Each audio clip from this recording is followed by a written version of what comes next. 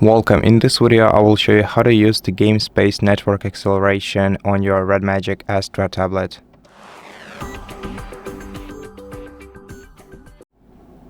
First, let's switch to the game space mode of the tablet by switching this dangle to the left.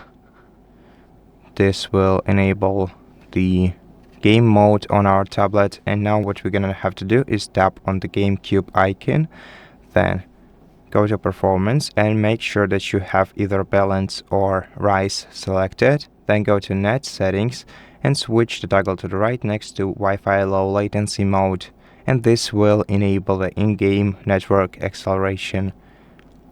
And that's how I do it. Thank you for watching this video. If you liked it, please consider subscribing to our channel, leave us a like in the comment below, and I'll see you in the next one.